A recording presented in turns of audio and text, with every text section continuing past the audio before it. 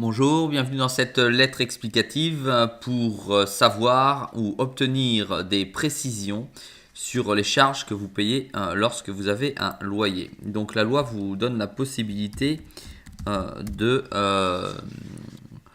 réclamer ou d'avoir un droit de regard plus exactement sur les charges que vous acquittez dans votre logement. Donc si c'est le cas, utilisez cette lettre type. Donc vous commencez par madame ou monsieur puisque vous connaissez votre interlocuteur, votre propriétaire ou votre bailleur, et vous écrivez la chose suivante. J'ai bien reçu la régularisation des charges pour l'année passée. En général, effectivement, vos charges sont acquittées avec votre quittance tous les mois. Et en fin d'année, il se peut que vous ayez une régularisation. Donc, en général, vous avez un mécontentement qui naît. Et c'est de là que ce courrier devient nécessaire. Alors, de laquelle ressort la somme de... Et ici, je vous invite à mettre la somme que l'on vous demande en plus de 150 € que je vous devrai.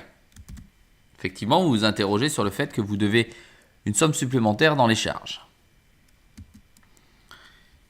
Vous mettez ce montant m'étonne. Aussi,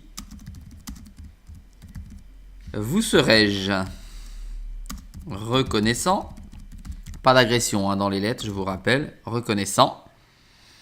Et là, vous allez demander à avoir accès donc aux documents prouvant la dépense des charges réelles. Donc, je vous serais reconnaissant de me communiquer le détail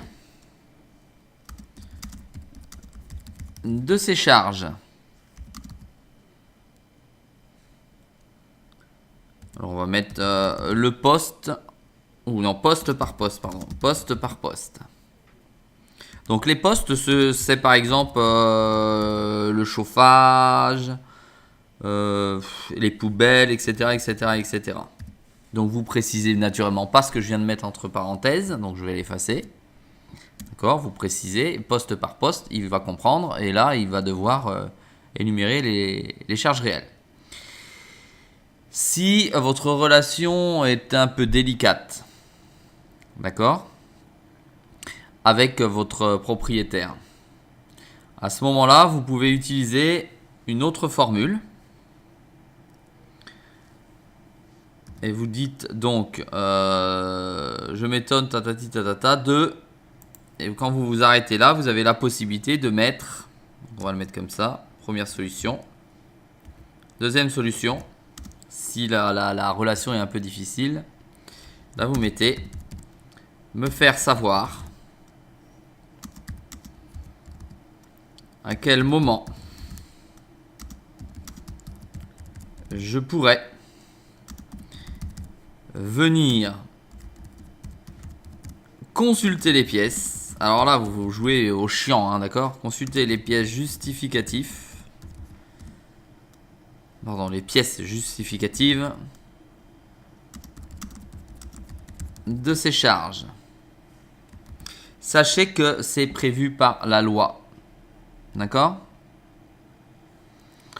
Et vous pouvez indiquer donc soit l'un, soit l'autre.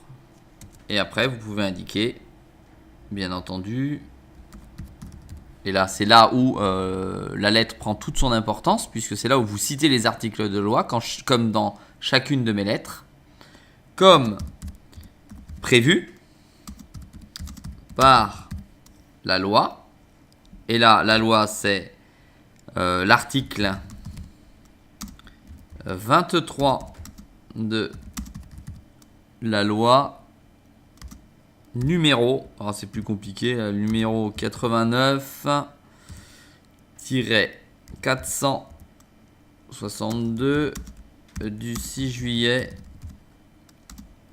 1989.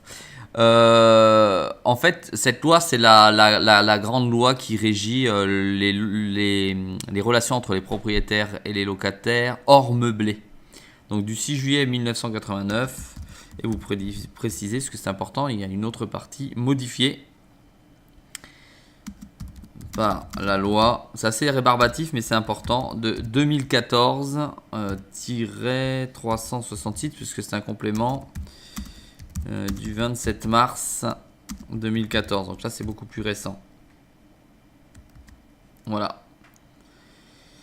Et puis après, formule de politesse, dans l'attente de votre retour,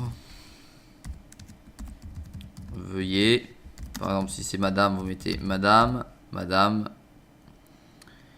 vous mettez recevoir mes salutations